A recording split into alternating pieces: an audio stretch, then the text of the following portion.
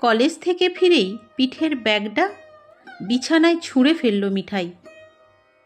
তারপর পড়ার টেবিলের কাছে গিয়ে চেয়ার টেনে নিয়ে ধপ করে বসে 2 হাত দিয়ে মাথাটা চেপে ধরল। প্রচণ্ড মেজাজ খারাপ ওর। আজ ওদের সেমিস্টার ফাইনালের রেজাল্ট দিয়েছে। একদমই ভালো করেনি সে। যদিও শুরু থেকেই এবার ওর প্রিপারেশন অতটা ভালো ছিল না, তাই বলে এতটা খারাপ হবে ভাবেনি ও। একদম যাচ্ছে তাই অবস্থা। সুপ্রভা 1 গ্লাস পানি হাতে মেয়ের ঘরে ঢুকলেন। কি রে মিঠাই, এভাবে বসে আছিস কেন? জামা কাপড় বদলে নে। মিঠাই কোনো উত্তর করল না, আগের মতোই থম মেরে বসে রইল। সুপ্রভা পানির গ্লাসটা টেবিলে রেখে বিছানার দিকে এগিয়ে মিঠাইয়ের ব্যাগটা হাতে নিয়ে বললেন, আজকে না রেজাল্ট দেওয়ার কথা? খাতা দিয়েছে? ব্যাগে আছে নাকি বের করে রেখেছিস? কেমন হলো রেজাল্ট? মায়ের এত সব খবরদারিতে ফোঁস করে উঠল মিঠাই।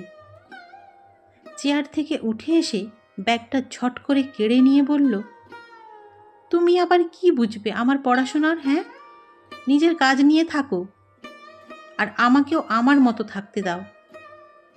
কতবার বলেছি যে আমার জিনিসে হাত দেবে না, কথা শোনো না কেন একবার বললে? সুপ্রভা অবাক হয়ে কিছুক্ষণ মিঠাইয়ের দিকে তাকিয়ে থেকে বললেন, আমি তো শুধু তোর ব্যাগটা বিছানা থেকে সরিয়ে রাখছিলাম, ভেতরে তো হাত দেইনি। উফ মা, প্রতিদিন এভাবে ড্রামা না করলে হয় না? যাও তো এখন প্লিজ। সুপ্রভা কিছু না বলে বেরিয়ে এলেন মেয়ের ঘর থেকে। টেবিলে খাবার দিয়ে সুপ্রভা মেয়েকে আবার ডাকলেন। হাতে ফোন নিয়ে বেরিয়ে এলো মিঠাই। এসে টেবিলে ওই নর্মাল ভাত, ডাল আর সবজি দেখে আবার চেঁচিয়ে উঠল সে। প্রতিদিন এইসব খাবার খেতে খেতে ক্লান্ত সে। তাই খাবারের প্লেট ঠেলে দিয়ে রুমে গিয়ে দরজা বন্ধ করে দিল। যাওয়ার আগে অবশ্য মাকে শুনিয়ে গেল যে বাইরে থেকে খাবার অর্ডার করে নিবে সে। এবার কখন সেই খাবার আসবে আর কখন মেয়ে খাবে, সেই চিন্তায় মায়েরও যে খাওয়া হবে না সে কথা ভাবার সময় কোথায় তার। খাবারগুলো আস্তে করে ধীরে গুছিয়ে রাখলেন সুপ্রভা। মেয়ের এমন কথা বা আচরণ নতুন নয়, তার জীবনে এটা নিত্যদিনের ঘটনা। আগে টুকটাক জবাব দেয়া বা শাসন করতেন তিনি, কিন্তু মেয়ে যত বড় হচ্ছে ততই যেন আরো বেড়ে চলেছে তার মায়ের প্রতি অবহেলা। আগে যার মাকে ছাড়া চলতই না, এখন সে একা থাকতেই বেশি ভালোবাসে। দিনরাত শুধু ফোন আর বন্ধু বান্ধব, পড়াশোনার দিকেও মন নেই আর। এছাড়া মায়ের কথা ভাবার দিকটা তো ছেড়েই দিলাম। অথচ আগে স্কুল থেকে এসেই কোন ম্যাম কি পড়িয়েছেন থেকে শুরু করে কে কি টিফিন এনেছে পর্যন্ত মাকে না বললে তার ঘুম হতো না। আর এখন নিজে কিছু বলা তো দূরের কথা, সুপ্রভা নিজে কিছু জিজ্ঞেস করলেও অপমানিত হন। কথায় কথায় শুনতে হয়, তুমি আর কি বুঝবে বাইরের কথা, থাকো তো তোমার ঘর আর রান্নাঘর নিয়ে। স্পেস নিতে নিতে কখন যে এক ঘরে থেকেও প্রতিটা মানুষ একে অপরের থেকে দূরে সরে গেছে তা কল্পনাতীত। মাঝে মাঝে মনে হয় এই সংসারে তার কোনো মূল্যই নেই, শুধু রোবটের মতো সব দায়িত্ব পালন করে চললেই যেন সবার শান্তি।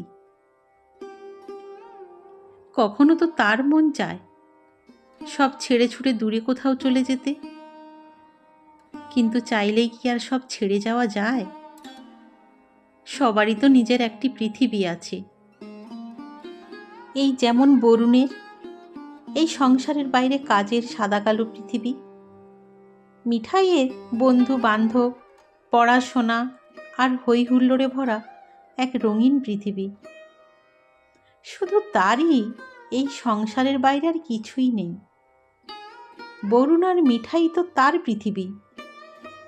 কিন্তু মাঝে মাঝে সুপ্রভার মনে হয় তার নিজের জীবনেও আর একটা পৃথিবী থাকলে মন্দ হতো না।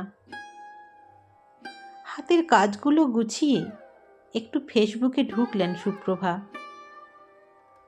এই তো কিছুদিন আগেই অনেকবার বলে বলে মেয়েকে দিয়ে একটা আইডি খুলিয়ে নিয়েছেন।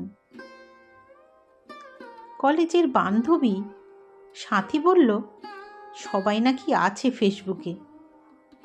সময় স্রোতে হারিয়ে যাওয়া মানুষগুলোকে আবার একটু ফিরে পাওয়ার চেষ্টা আর কি।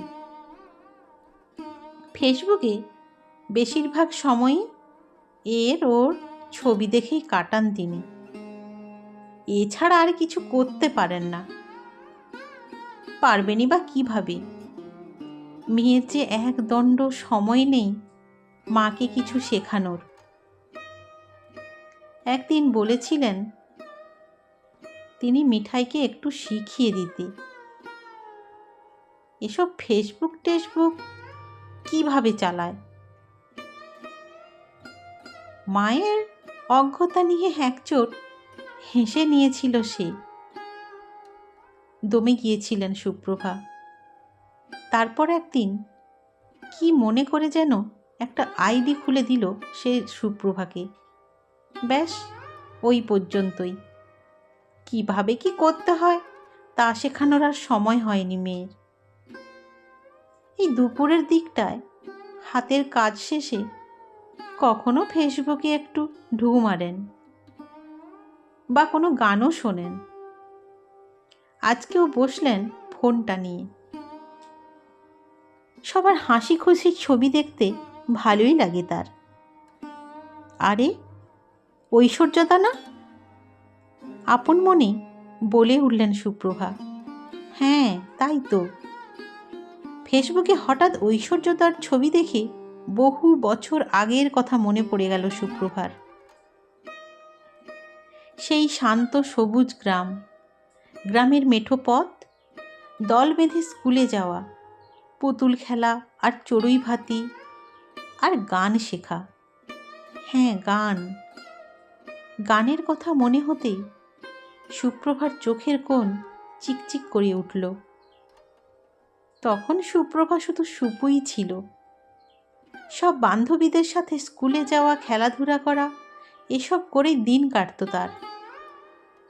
সুপুর পড়ালেখা করতে ভালো লাগতো না একদম। পড়ালেখার চেয়ে যেন গান বাজনাতেই বেশি আগ্রহ ছিল তার। বাবা মায়ের চাপে পড়ে সে কোনো রকমে একের পর এক ক্লাস পার করছিল। ছাত্রী হিসেবেও ছিল মাঝারি ধরনের। একদিন খবর পেল গ্রামে নাকি গানের স্কুল হয়েছে। গানের স্কুল, তাও আবার এখানে। মনটা আনন্দে নেচে উঠল সুপুর। অনেক বায়না করে বাবাকে নিয়ে গেল সেখানে। দেখা গেল ঠিক স্কুল নয়, গ্রামেরই বরেন কাকার ছেলে ঐশ্বর্যদা গান শেখাচ্ছেন কিছু ছেলে মেয়েকে। সুপুও বসে গেল শিখতে। এতদিনে বুঝি ওর গান শেখার স্বপ্ন পূরণ হবে। কিছুক্ষণ স্তব্ধ হয়ে বসে থাকল সুপ্রভা। নিজেকে সামনে নিয়ে বললেন, এত বছর পর কি আর সেই গানের গলা আছে ঐশ্বর্যদা? কতকাল রেওয়াজ করা হয় না, আর এখন নতুন করে শেখার না আছে বয়স, না আছে সময়। আর ইচ্ছাও কি নেই তোর? সুপ্রভা আর কিছু বলতে পারলেন না। 2 মাস দেখতে দেখতে চলে গেল। ঐশ্বর্যদার আবদার ফেলতে পারেননি তিনি। সেই গানের ইভেন্টে গান গাইবেন বলে ঠিক করেন। হাতে 2 মাসের মতো সময় দিয়েছেন ঐশ্বর্যদা। রেওয়াজ করে তৈরি হয়ে নেবার জন্য। এই সময়টুকুতে প্রতিদিন দুপুরবেলা আগের মতো রেওয়াজ করে করে অনেকটাই আত্মবিশ্বাস ফিরে পেয়েছেন তিনি। গান গাওয়ার কথা শুনে বরুণ যার পর নাই খুশি হয়ে উঠেছিলেন। তবে মিঠাইয়ের চোখে ছিল অবিশ্বাস। তারই ব্যাকডেটেড মা স্টেজে উঠে 8-10 জনের সামনে যে গান গাইবে, এটা যেন তার বিশ্বাস হচ্ছিল না। মনে মনে তাচ্ছিল্যের হাসি হেসে সরে গিয়েছিল সে। ভেবেছিল হয়তো কোনো পাগলামি 2 দিন বাদেই সেরে যাবে। মাসখানেক হয়ে গেল, মার আগের মতো বারবার জ্বালায় না, বিরক্তও করে না। মিঠাইয়ের তথাকথিত স্পেসে দখল নেবার চেষ্টাও করে না। মা কি তবে বদলে গেল? আগের মতো টাইমলি খাবার, ধোয়া জামা কাপড়, গোছানো রুম, বাস ভাড়া, টিউশন ফি সবই তো পাচ্ছে সে আগের মতো। কিন্তু সময় মতো সব পেলেও সেই বিরক্তিকর মাটাকেই বড্ড মিস করে মিঠাই, যে কারণ ছাড়াই বারবার জ্বালাতন করত। তবে কি গান কেড়ে নিচ্ছে মাকে আমার কাছ থেকে? আমি তো অনেক অবহেলা করি মাকে, এটা সেটা বলেও ফেলি। তাহলে কি মা রাগ করে আছে? প্রায় প্রতিদিনই মিঠাইয়ের এমনটা মনে হয়। আগের মাকে মিস করতে করতে মায়ের সাথে করা প্রতিটি খারাপ ব্যবহারের জন্য প্রচণ্ড অনুশোচনায় ডুবে যেতে লাগলো মিঠাই। বিকেলে সুপ্রভার গানের ইভেন্ট। সকাল সকাল উঠেই তাই রেওয়াজ করে নিচ্ছেন। আজ কলেজ ছুটি। মিঠাইয়ের ঘুম ভাঙল মায়ের গান শুনে। চুপচাপ উঠে মায়ের পাশে এসে বসল সে। গান শেষে মিঠাই মৃদু স্বরে বলল, মা, আজ আমাকে কি নিয়ে যাবে তোমার সাথে? সুপ্রভা কিছু না বলে মেয়েকে জড়িয়ে ধরলেন। কতগুলো দিন পর মেয়ে আবার সেই ছোটবেলার মতো কোথাও যাওয়ার বায়না ধরেছে।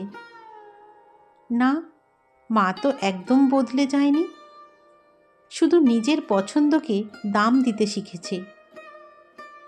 সেই বিকেলে হল ভর্তি মানুষের সামনে গেয়ে উঠলেন সুপ্রভা। পুরানো সেই দিনের কথা, ভুলবি কি রে হায়, ও সেই চোখে দেখা প্রাণের কথা, সে কি ভোলা যায়? গান শেষ হতেই অজস্র কলতালির শব্দে ভরে উঠল চারপাশ। গান গাওয়ার মাধ্যমে এক নতুন আত্মবিশ্বাসী সুপ্রভার জন্ম হলো। সেই সাথে নতুন করে শুরু হলো মা আর মেয়ের পথ চলা।